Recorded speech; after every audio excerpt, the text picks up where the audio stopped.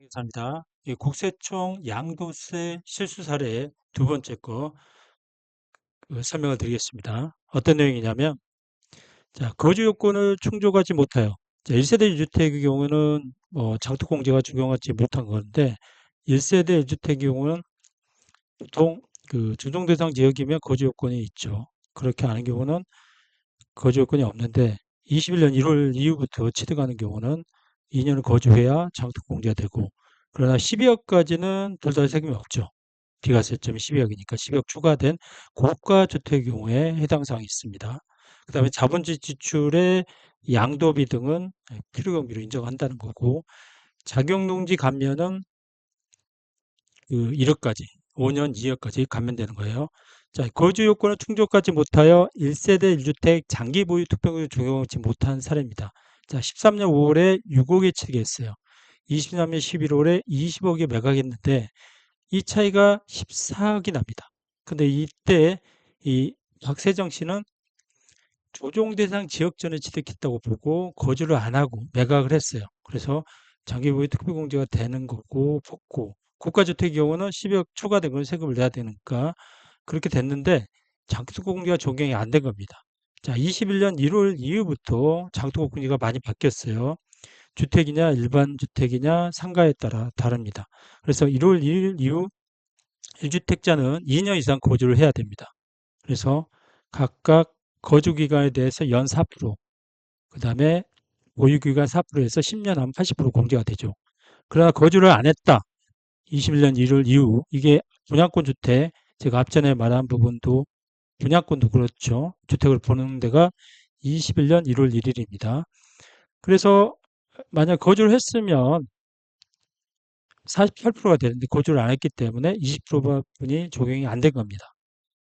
그래서 조정 대상 지역 전 비조정 지역에서 주택을 취득하는 경우에도 1세대 1주택 비과세를 받으려면 12억 초과 고가주택 경우에 2년 거주를 해야 장특공제가 많이 받을 수 있습니다. 그래서 12억 초과 아파트 경우는 조심을 해야 됩니다. 자, 어떤 내용이냐? 2년, 10년 둘 다 거주했는데 이쪽은 거주 0이고 거주 2년 이상, 1년도 안 돼요. 자, 2년을 채웠으면 자, 고가주택이죠. 12억 넘었기 때문에 이걸 돌렸을 때 가세대상 양도차익이 5억 6천 동일합니다. 그러나 장특공제에서 2% 10년이 되고 얘들은 4% 10년, 4% 2년 거주 보유 요건 해서 장특공제가 차이가 있습니다. 그래서 살출세액이 1억 5,200, 8,900, 약 6천만 원 정도 차이가 있습니다. 자, 장기 보유 공제율은 토지 건물 일반 주택의 경우에는 이렇게 적용합니다. 2% 고반고 15년 이상이 돼야 30%가 되고 그러나 1세대 1주택의 경우는 혜택을 주는 거죠. 그래 2년 거주 요건이 충족된다는 전제하에 보유기간 양도 시점에 2년 거주 요건이 돼야 됩니다. 그래서 4% 기준으로 가고 거주 연도에 따라서 4%, 그 3년 이상 보면 12%가 되죠. 2년 거주하면 8%가 됩니다. 기본적으로 장특공제는 3년 이상이 되기 때문에 나온 겁니다. 자본적 지출액 및 양도비 등 필요금이 공제 사례인데 제가 이건 유튜브에 올린 거예요. 자, 주택을 취득했어요. 양도했어요. 방 확장, 베란다 사시, 난방 시설 이게 도움이 많이 들어간 거잖아요. 이런 거는 자본 지출로 비용으로 인정되고 중개 수수료는 매각 시점에 비용으로 인정이 됩니다. 그래서 14년 7월에서 24년 7월이니까 약 10년 정도 보유했는데요. 자, 소득세법에 열거되는 필요경비는 취득가, 자본적 지출, 양도비. 양도하는 거는 필요경비죠. 그래서 자본적 지출과 양도비를 누락을 했어요. 고가주택 경우는 꼭 이런 걸 해보면 좋겠죠. 그리고 자본적 지출의 양도비에 해당하는 것은 적격 증비서를 제출해야 됩니다. 신용카드, 현금 영수증, 세금 계산서 등 객관적 증비 자료가 있어야 돼요. 이 자본적 지출과 수익적 지출인데 자본적 지출은 좀 돈이 많이 들고 이 뒷부분이죠. 그래서 자본적 지출은 좀 돈이 많이 들고 수익적 지출은 그 벽지 장판 같은 일상생활에 쓰는 돈이라고 생각하시면 됩니다. 그래서 바닥 교체 공사비는 드는데 보일러나 옥상 방수 공사 이거는 수익적 지출입니다. 그다음 화장실 공사비, 마루 공사비.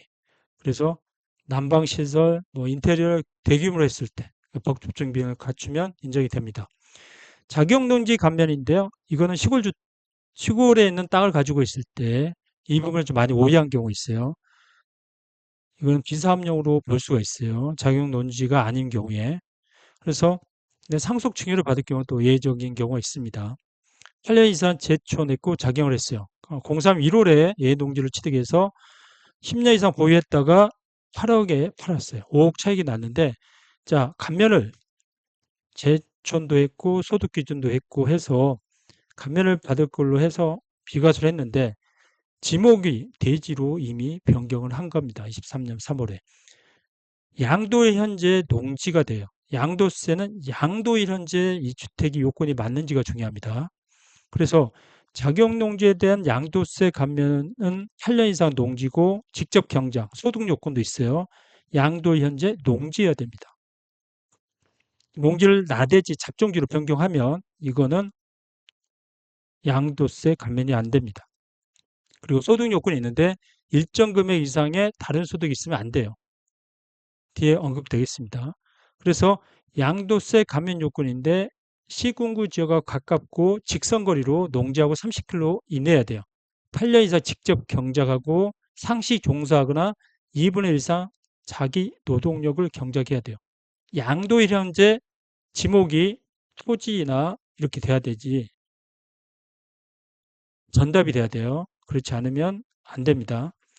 자격농지 감면은 1년 1억이고 5년에 2억입니다. 자, 수익금액 기준이 있고 총급액 기준인데 3,700만 원 이상이면 안 돼요. 그러면 이게 본업으로 안 보는 거죠. 작용을 했다고 보지 않기 때문에 총급여, 근로소득자 급여, 사업소득 금액이 3,700만 원 이상 크잖아요. 그러나 뒤에 보면 총수익 금액 중에 도소매가 부동산 매입 3억 이상 매출 기준도 있어요. 제조, 숙박, 음식업 1억 5천 이상 매출 올리고 서비스업 7,500만 원 이상이 되면 이게 작용을 하지 않기 때문에 감면이 안 됩니다. 그러나 임대소득이나 농업, 부동산 임대소득, 농가 부업소득은 문제가 없어요. 이게 그래서 3,700만 원은 2014년 7월 이후부터 되는 거고 사업소득 금액 3,700만 원으로 아는 사람이 많은데 이것보다는 이쪽에 수익 금액 기준으로 3억 1억 5천 7,500만 원에 걸리는 경우가 많습니다. 이 부분은 그 7,500, 1억 5천 3억은 그 이상은 그 기장할 때 복식부기를 해야 될 의무 대상자로 알고 있습니다. 이게 복식부기 의무 대상자예요. 그래서 복식부기 의무 대상자는 매출 기준인데 이 경우는 자격을 보지 않는 겁니다. 그래서 오늘은 그 앞에 부분 그 1세대 1주택 장투공제 대상이 2021년 이후에 양도하는 경우에 거주요건 2년 고가주택 이 부분이 있고 두 번째 양도세 필요경비 자본 지출을 필요경비에 꼭 넣어야 되고 세 번째 자격농지 같은 경우는 양도일 현재 전담 농지여야 되고 두 번째로 소고득 요건이 있어요. 그런데 사업소득 금액과 급여 같은 경우 3,700만 원인데 중요한 거는 복식부기 의무 대상자 경우 7,500, 1억 5천, 3억에 해당되는 사람들은 그 직접 현재 작용을 하더라도 소득 요건에서 걸리기 때문에 양도세 감면 1억, 2억을 받지 못합니다. 오늘은 양도세 국세청에 나온 사례로 간단히 설명을 드렸습니다. 구독 부탁드립니다.